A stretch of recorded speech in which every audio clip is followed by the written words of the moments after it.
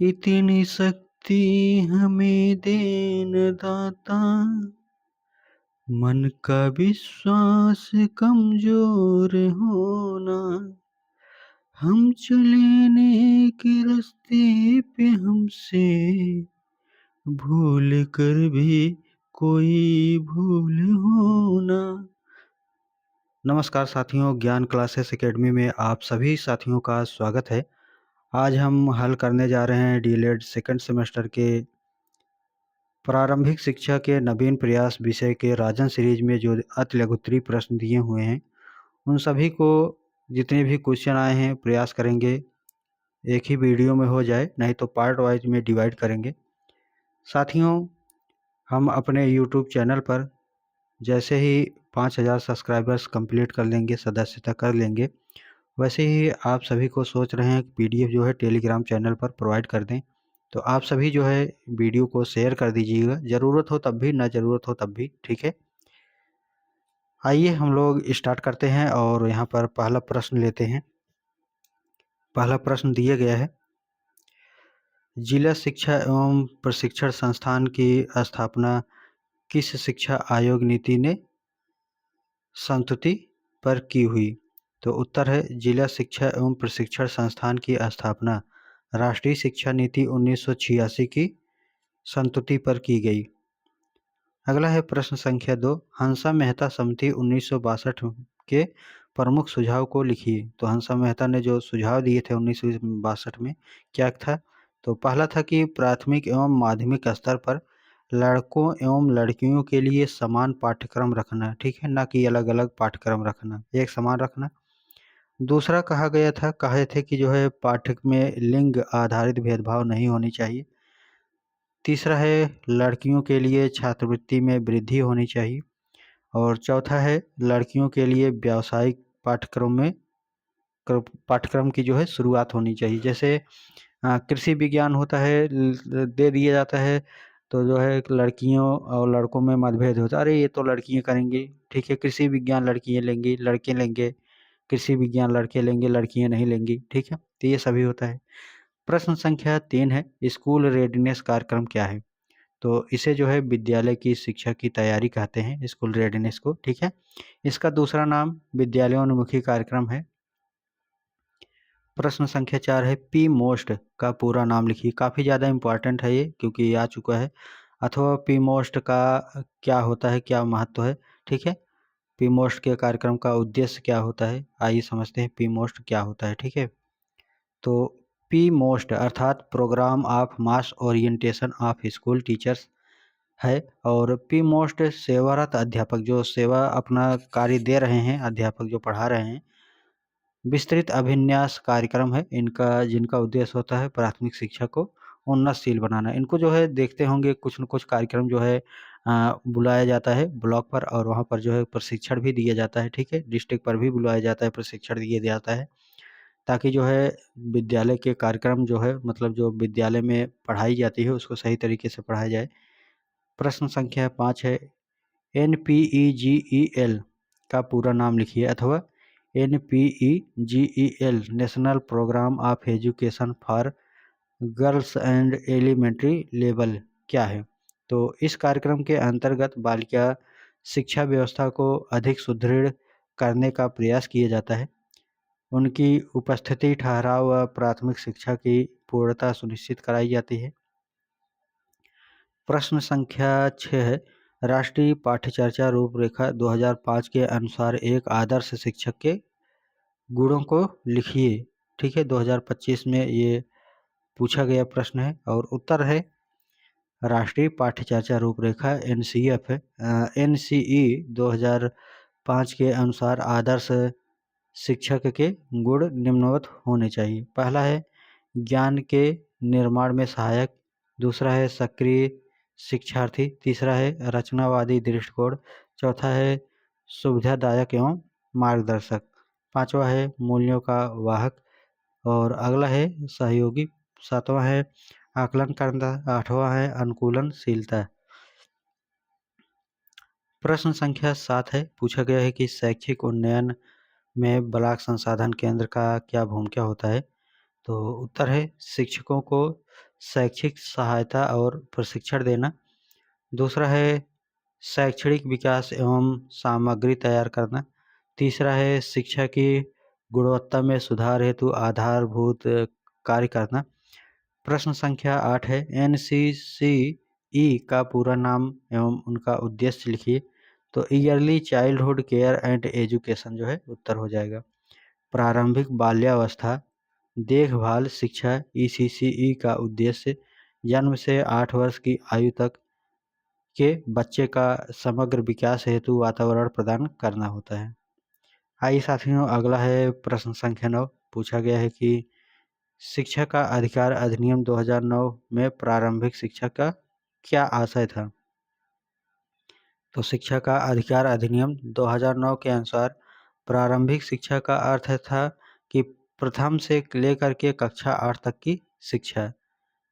प्रश्न संख्या 10 है भारतीय संविधान में हिंदी भाषा के विकास से संबंधित अनुच्छेद कौन से हैं। तो हिंदी भाषा से पूछा गया है। तो यह जो है भारतीय के संविधान में, भारत में जो संविधान बना है उनमें हिंदी भाषा के विकास में जो है अनुच्छेद 351 में बात कही गई। ठीक है। अगला है प्रश्न संख्या स्कूल चलो अभियान जो है कब प्रारंभ किया गया था। तो स्कूल चलो अभियान जो है 2001 से 2002 में शुरू किया गया था। उत्तर प्रदेश में जुलाई 2017 में एक नया स्कूल चलो अभियान जो है शुरू किया गया। प्रश्न संख्या 12 है सर्व शिक्षा अभियान की 2 मुख्य विशेषताएं लिखिए। तो 6 से 14 वर्ष तक की आयु के वर्ग के सभी बच्चों को निःशुल्क एवं उपयोगी प्रारंभिक शिक्षा देना। दूसरा है विद्यालय में बुनियादी ढांचे में सुधार करना। ठीक है। अगला है प्रश्न संख्या 13। डॉक्टर सर्वपल्ली राधाकृष्णन से संबंधित आयोग का नाम लिखिए। तो उत्तर हो जाएगा विश्वविद्यालय शिक्षा आयोग। इसे राधाकृष्णन आयोग के नाम से भी जो है जाना जाता है। प्रश्न संख्या 14 है मिशनरी स्कूल की 2 विशेषताएं लिखिए, अथवा मिशन स्कूलों की 4 विशेषताएं लिखिए। तो उत्तर हो जाएगा पहला, मिशन स्कूलों में अंग्रेजी माध्यम से शिक्षा दी जाती है। दूसरा है मिशन स्कूलों में ईसाई धर्म की शिक्षा दी जाती है। ठीक है। मिशन स्कूलों में या मिशनरी जो स्कूल हैं, स्कूलों में विद्यालय का समय जो है निश्चित होता था। मिशनरी स्कूलों में रविवार को जो है विद्यालय में अवकाश रहता था। ठीक है। जितने भी मिशन स्कूल होते हैं रविवार में, वो आज भी जो है परंपरा चल रही है। प्रश्न संख्या 15 है DPEP परियोजना का मुख्य कार्य क्या है। तो DPEP का जो मुख्य कार्य होता है वह होता है प्राथमिक शिक्षा को सार्वभौमिक बनाना। अगला है प्रश्न संख्या 16। बेसिक शिक्षा अधिनियम कब पारित हुआ। तो उत्तर है बेसिक शिक्षा अधिनियम 1972 उत्तर प्रदेश में 17 अगस्त 1972 को स्वीकृति प्राप्त हुई तथा 19 अगस्त 1972 को उत्तर प्रदेश के सरकारी असाधारण बजट में प्रकाशित हुआ था। प्रश्न संख्या 17 है प्रारंभ में बेसिक शिक्षा परियोजना BEP के अंतर्गत किन जनपदों को रखा गया था।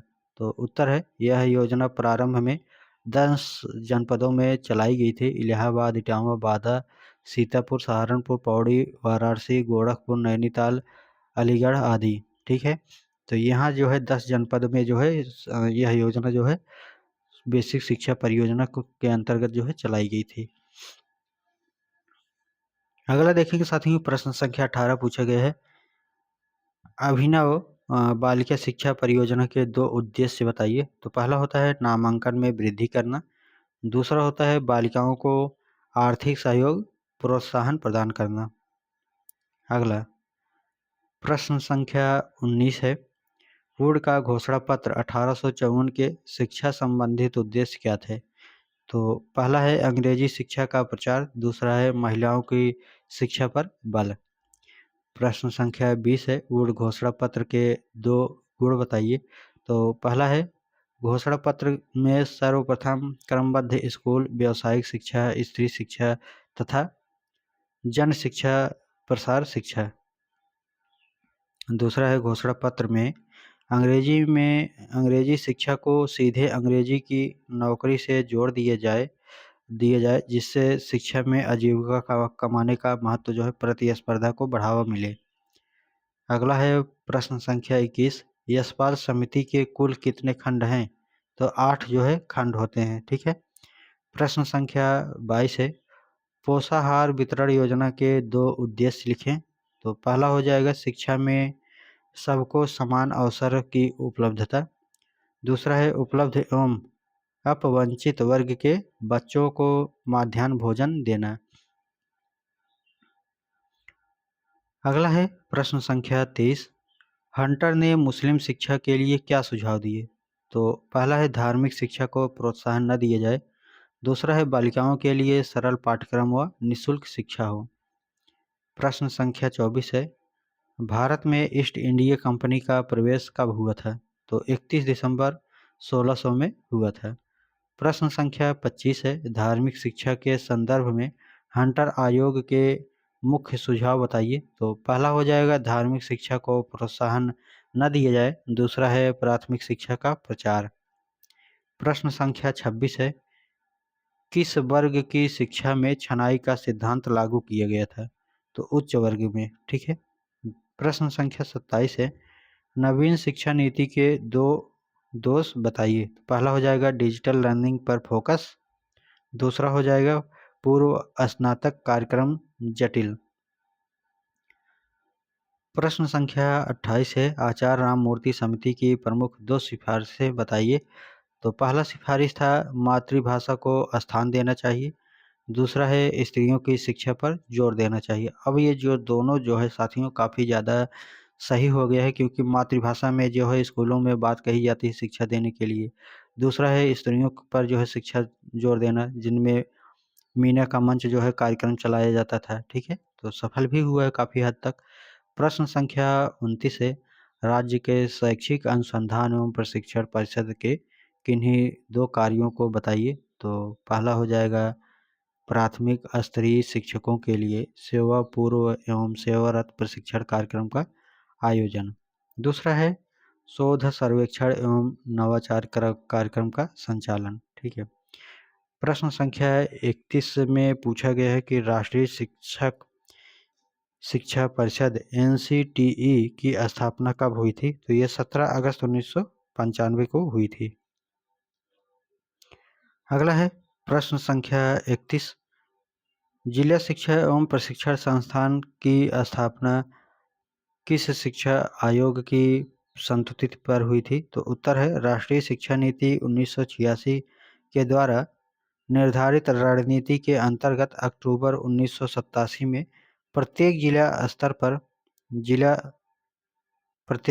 पर जिला शिक्षा एवं प्रशिक्षण संस्थानों की स्थापना का कार्य प्रारंभ हुआ। प्रश्न संख्या 32 है, ब्रिज कोर्स से क्या समझते हैं? तो ब्रिज कोर्स होता क्या है, आइए समझते हैं। यह एक ऐसा कोर्स है जो शिक्षा से वंचित अर्थात ड्रॉप आउट बच्चों को अथवा ऐसे बच्चों को जो किसी कारण से शिक्षा से जुड़ नहीं पाए हैं, उन्हें जो है शिक्षा से जोड़ने के लिए जो है ब्रिज कोर्स कराया जाता था। मतलब जो यह कोर्स होता है, यह एक प्रकार का जैसे कम समय में सर्टिफिकेट प्रोवाइड करता है। ठीक है। जैसे कोई कक्षा 5 में है, उसको जो है पूरा टाइम नहीं मिला पढ़ने को, छोड़ दिया है, तो उसको जो है ब्रिज कोर्स जो है करवा दिया जाता था, कम समय में ज़्यादा चीज़ें। ठीक है।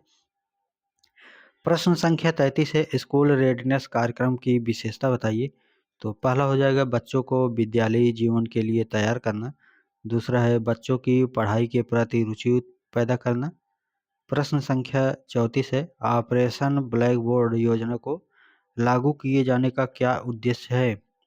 जो है ठीक है, ऑपरेशन जो ब्लैक बोर्ड के माध्यम से ब्लैक बोर्ड लागू करवाया गया, अथवा कहा गया है कि ऑपरेशन ब्लैक बोर्ड की परियोजना क्या थी? ठीक है। तो उत्तर हो जाएगा ऑपरेशन ब्लैक बोर्ड योजना के संचालन का उद्देश्य प्राथमिक स्कूलों में पाठ्य सामग्री तथा शिक्षण का उपकरण जैसी न्यूनतम आवश्यक सुविधाओं की व्यवस्था को सुनिश्चित करना है। ठीक है। प्रत्येक विद्यालय में ऑपरेशन ब्लैक बोर्ड के अंतर्गत निम्नवत जो है सुविधाएं प्रदान की जाती है। जो ऑपरेशन ब्लैक बोर्ड है साथियों, यहाँ पर जो है ऐसे चीज़ों से है जहाँ पर विद्यालय जो है वहाँ पर ऐसे ऐसे चीज़ उपलब्ध हो कि जो है विद्यालय चलाने में कोई बाधा ना आए और शिक्षण जो है अच्छे तरीके से सुचारू रूप से चल पाए, ठीक है? तो यहाँ पर जो ब्लैक बोर्ड था उसके माध्यम से इन चीज़ों की ज़रूरत थी, जैसे कि 2 बड़े पक्के मकान जिनके सामने बरामदा हो, ठीक है? और बात इसमें दिए गए हैं कम से कम जो है 2 अध्यापकों की नियुक्ति जिसमें यथासंभव जो है 1 महिला होगी। समय दिए गए खिलौना, श्यामपट्ट, नक्शा, पुस्तकालय के लिए जो है पुस्तकों तथा शिक्षण की जो है अधिगम सामग्री जो है उपलब्ध होनी चाहिए, ठीक है? तभी तो शिक्षा हो पाएगी। अगला है प्रश्न संख्या 35। शिक्षा में अपव्यय एवं अवरोधन से आप क्या समझते हैं? तो अपव्यय का तात्पर्य प्राथमिक शिक्षा पूरी किए बिना ही छात्र को किसी स्तर पर छोड़ देना है। अवरोधन क्या होता है? तो अवरोधन का तात्पर्य एक कक्षा में एक से अधिक वर्ष तक रुकना है। प्रश्न संख्या 36 है, ऑपरेशन ब्लैक बोर्ड योजना संचालित करने के क्या उद्देश्य थे? तो ऑपरेशन ब्लैक बोर्ड योजना का उद्देश्य प्राथमिक स्कूलों में पाठ्य सामग्री एवं शिक्षण उपकरण जैसी न्यूनतम आवश्यक सुविधाओं की व्यवस्था को सुनिश्चित करना था। आइए प्रश्न संख्या 37 पूछा गया है कि माध्यमिक शिक्षा आयोग के अध्यक्ष कौन थे? इसकी नियुक्ति कब हुई? तो माध्यमिक शिक्षा आयोग के अध्यक्ष डॉक्टर लक्ष्मण स्वामी मुदालियर थे और इसकी जो नियुक्ति हुई थी 13 सितंबर 1952 ईस्वी को हुई थी। अगला है साथियों प्रश्न संख्या 38 और इसमें बोला गया है कि हंटर कमीशन की विशेषता क्या थी?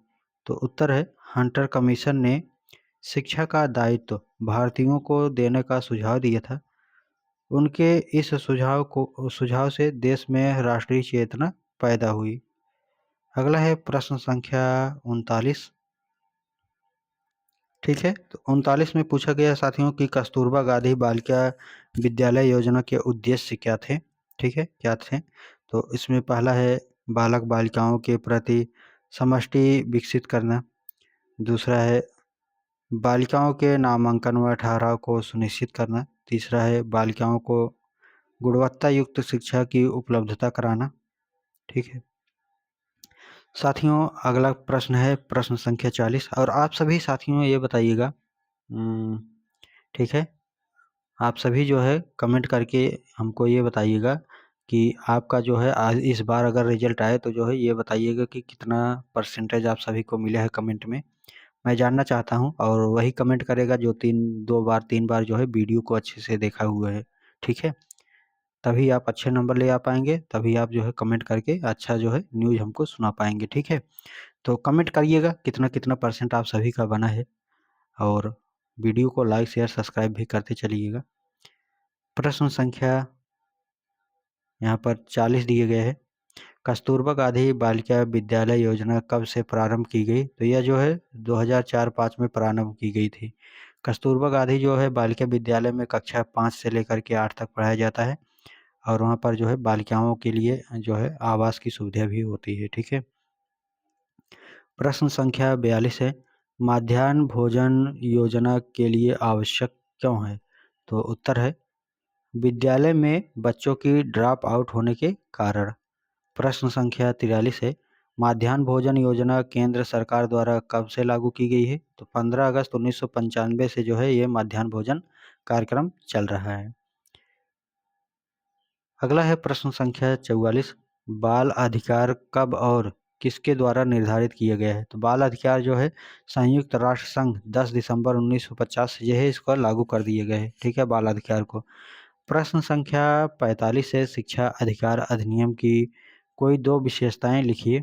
तो 6 से 14 वर्ष के बालकों के लिए शिक्षा अनिवार्य है। दूसरा पॉइंट है इसमें बालकों के सर्वांगीण विकास पर जोर। प्रश्न संख्या 46 है, बाल शिक्षा अधिकार अधिनियम के अंतर्गत क्या निजी ट्यूशन की छूट प्राप्त है? तो नहीं, ठीक है, बाल शिक्षा अधिकार के अंतर्गत निजी ट्यूशन जो है बच्चों को नहीं दी जा सकती, अभी ये जल्द में ही नियम आया है, ठीक है? अगला है प्रश्न संख्या 47। मैकाले द्वारा अपने विवरण पत्र में कौन सा ध्येय वाक्य लिखा गया है? तो एक अच्छे यूरोपीय पुस्तकालय की एक अलमारी का साहित्य भारत व अरबी का संपूर्ण साहित्य के समान है। प्रश्न संख्या 48 है। हंटर कमीशन द्वारा माध्यमिक शिक्षा के क्षेत्र में कौन सी आर्थिक प्रणाली लागू की जो आज भी प्रचलित है? तो अनुदान प्रणाली लागू की जो आज भी प्रचलित है।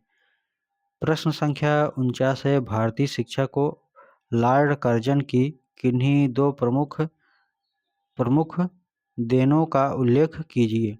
तो पहला हो जाएगा केंद्रीय शिक्षा विभाग की स्थापना, दूसरा है भारतीय विश्वविद्यालय आयोग। प्रश्न संख्या 50 है। नई शिक्षा नीति 1986 की किन्हीं दो प्रमुख विशेषताओं का वर्णन कीजिए। तो पहला है शैक्षिक अवसरों की समानता, दूसरा है केंद्र सरकार की भागीदारी का बढ़ावा देना। प्रश्न संख्या 51 है। प्रोफेसर यशपाल समिति किस प्रमुख सदस्य के लिए गठित की गई थी? तो छात्रों का शैक्षिक बोझ कम करने, अधिगम का स्तर सुधारने के लिए। प्रश्न संख्या 52 है। NPEGEL कार्यक्रम का मुख्य उद्देश्य लिखिए। तो बालिकाओं के गुणवत्तापूर्ण और समान अवसर वाली शिक्षा प्रदान करना। आगे है साथियों प्रश्न संख्या 53 और इसमें पूछा गया है कि राष्ट्रीय बाल श्रम परियोजना कब संचालित हुई तथा इसका जो है मुख्य लक्ष्य क्या है? ठीक है, तो उत्तर हो जाएगा राष्ट्रीय बाल श्रम परियोजना का संचालन 1988 में राष्ट्रीय बाल श्रम नीति 1987 के तहत हुआ था। आइए उद्देश्य अगर जान लेते हैं साथियों, उद्देश्य क्या था? तो नवीं पंचवर्षीय योजना 1997-2002 में लक्ष्य बाल श्रमिकों का पुनर्वास व बाल श्रमिक की समस्याओं को दूर करना था। प्रश्न संख्या 54 है। बनारस संस्कृत कॉलेज कब और किसके द्वारा प्रारंभ हुआ? तो उत्तर है सन 1991 में जोनाथन डंकन के प्रयासों से बनारस संस्कृत कॉलेज प्रारंभ हुआ। तो प्रश्न संख्या 55 है। राधा कृष्णन आयोग की नियुक्ति कब हुई? तो राधा कृष्णन आयोग की नियुक्ति 4 नवंबर 1948 को की गई। प्रश्न संख्या 56 है। भारतीय शिक्षा आयोग 1882 को अन्य किन नाम से जाना जाता है? तो भारतीय शिक्षा आयोग 1882 को हंटर कमीशन के नाम से जाना जाता है। अगला है प्रश्न संख्या 57। लॉर्ड कर्जन कब भारत आए थे? तो लॉर्ड कर्जन जो है 1889 में भारत के गवर्नर जनरल होकर भारत आए थे। प्रश्न संख्या 58 है। भारतीय विश्वविद्यालय आयोग की नियुक्ति कब हुई थी? तो सन 1902 में भारतीय विश्वविद्यालय आयोग की नियुक्ति हुई थी। प्रश्न संख्या 59 है। भारतीय विश्वविद्यालय अधिनियम कब पारित हुआ? तो उत्तर हो जाएगा सन 1904 ईस्वी में कर्जन की सरकार ने भारतीयों की परवाह न करते हुए भी भारतीय विश्वविद्यालय अधिनियम पारित कर दिया। प्रश्न संख्या 60 है। ईस्ट इंडिया के आज्ञा पत्र का पुनरावर्तन किसके द्वारा किया जाता है? तो कंपनी के जो आज्ञा पत्र है उनका पत्र का 20 वर्ष के पश्चात जो है ब्रिटिश पार्लियामेंट द्वारा पुनः परिवर्तन किया जाता था। तो हर 20 वर्ष में जो है पार्लियामेंट में जो है इसका परिवर्तन किया जाता था। प्रश्न संख्या 61 है। मैकाले शिक्षा द्वारा भारत में किस प्रकार का वर्ग तैयार करना चाहता था? ठीक है, मतलब मैकाले जो था वह शिक्षा को जो है भारत में किस प्रकार इसमें वर्ग जो है तैयार करना चाहता था। तो आइए जानते हैं जो है इसमें मैकाले ने निस्यंदन का सिद्धांत भी दिया था। तो आइए समझते हैं। उत्तर है मैकाले ने अपने विवरण पत्र में लिखा था, हमें भारत में एक ऐसा वर्ग बनाना चाहिए जो रक्त और वर्ग में भारतीय हो, ठीक है, किंतु रुचियों, नैतिक आदर्शों और बुद्धि में अंग्रेज हों। मतलब ये भारत में इस प्रकार के जो है तैयार करना चाहता था नागरिकों को कि वो जो है पूरी तरीके से समर्थन करें, ठीक है, मैकाले का। मतलब अंग्रेज़ों का जो है ये सब कुछ हो, लेकिन जो है वह हो भारतीय, ठीक है। आइए, इस बात से यही स्पष्ट होता है कि मैकाले भारत में ऐसा वर्ग अर्थात बाबू वर्ग उत्पन्न करना चाहता था जो पाश्चात्य सभ्यता का उत्पादक और ब्रिटिश शासक का भक्त बनकर अंग्रेजी राज्य में बड़े मजबूत करने में सरकारी मदद कर सके। प्रश्न संख्या 62 है। वुड के आदेश पर पत्र में शिक्षा का माध्यम क्या निर्धारित किया गया था? तो उच्च शिक्षा के लिए अंग्रेजी तथा माध्यमिक शिक्षा के लिए अ, भारतीय भाषाएं। प्रश्न संख्या 63 है। यशपाल समिति की अध्यक्षता में गठित समिति का उद्देश्य क्या था? तो अधिगम की गुणवत्ता में सुधार करते हुए सभी नागरिकों के स्कूली छात्रों, विशेषकर छोटे बच्चों पर पढ़ाई के बोझ को कम करने के उपायों के बारे में सलाह देना। आइए, प्रश्न संख्या 64 यहाँ पर दिए गए हैं। पूछा गया है कि ऑपरेशन ब्लैकबोर्ड के विद्यालयों को कौन सी सुविधाएं प्रदान की गई हैं? तो इस योजना के अंतर्गत प्रत्येक विद्यालय को निम्नलिखित वस्तुएं प्रदान की जाती हैं। पहला है शिक्षक उपकरण, जैसे कि शिक्षक किन किन चीज़ों को लेकर के पढ़ाएगा। पाठ्यक्रम, शिक्षक, संदर्शिका, पाठ्य पुस्तक। दूसरा है कक्षा शिक्षण सामग्री, मानचित्र, ग्लोब चार्ट, ये सब होना। तीसरा है खेल सामग्री व खिलौने होना, ठीक है। विज्ञान किट होना, लघु यंत्र किट होना, जैसे पेचकस, प्लास। श्रव्य उपकरण, रेडियो जैसे हो जाना। पुस्तकालय हेतु पुस्तकें, विद्यालय की घंटी, संगीत उपकरण जैसे ढोलक हो गया, तबला का हो गया, हारमोनियम हो गया, ठीक है। और शिक्षक के पास जो है आकस्मिक खर्च हेतु धन जो है होना, कक्षा कक्ष होना, और शौचालय और चटाई, कुर्सी शिक्षकों के लिए, ब्लैक बोर्ड, तो ये सब जो है होना चाहिए। आगे है प्रश्न संख्या 65। बेसिक शिक्षा परियोजना के उद्देश्य बताइए। तो बेसिक शिक्षा परियोजना के निम्नवत उद्देश्य हैं, जैसे कि विद्यालय सुलभ कराना। इस परियोजना के अंतर्गत 300 की आबादी तथा 1.5 किलोमीटर की दूरी पर प्राथमिक विद्यालय, वैकल्पिक शिक्षा केंद्रों को खोलना शामिल किए गए हैं, ठीक है। मतलब 300 की आबादी होनी चाहिए और जो है वहाँ पर लगभग 1.5 किलोमीटर जो है दूरी पर प्राथमिक विद्यालय को होना चाहिए, ठीक है। अगला, नामांकन की बात करें तो यहाँ पर दूसरा है नामांकन। वर्ष 2000 तक 6 से 11 वर्ग के सभी बालक बालिकाओं का विद्यालयों में नामांकन करना चाहिए, ठीक है, करना। अगला है तीसरा पॉइंट, उपलब्धि प्राप्त करना।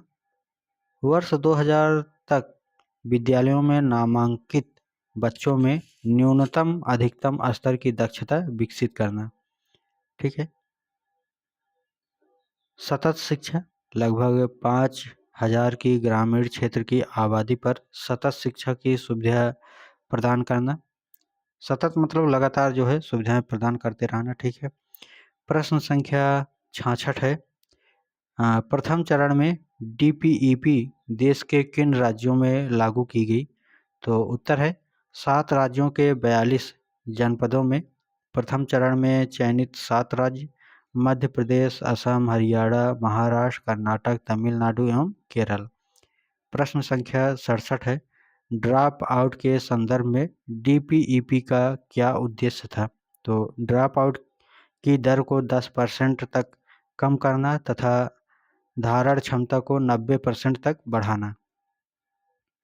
प्रश्न संख्या 68 है। प्रथम चरण में मध्याह्न भोजन योजना प्रदेश के कितने जनपद एवं कितने विकास खंडों में लागू की गई है? तो 38 जिले एवं 248 विकास खंडों में संचालित की गई है। प्रश्न संख्या 69 है। जिला प्राथमिक शिक्षा कार्यक्रम डीपीईपी के 2 अधिकार बताइए। तो पहला है इसमें प्राथमिक शिक्षा का विस्तार करना, दूसरा है विद्यालयों में छात्रों में ठहराव बढ़ाना। आइए, अगला दिए गए है प्रश्न संख्या 70 और पूछा गया है कि एनसीईआरटी के प्रमुख कार्य बताइए। तो पहला हो जाएगा अनुसंधान एवं नवाचार, दूसरा है आदर्श पाठ्यक्रम, तीसरा है राष्ट्रीय संसाधन, चौथा है अध्यापक शिक्षा, विशेष शिक्षा और विस्तार सेवा देना। प्रश्न संख्या 71 पूछा गया साथियों, इम्पॉर्टेंट क्वेश्चन है कि इंदिरा गांधी राष्ट्रीय मुक्त विश्वविद्यालय की स्थापना कब हुई थी? तो ये हुई थी 20 सितंबर 1985 ईस्वी को।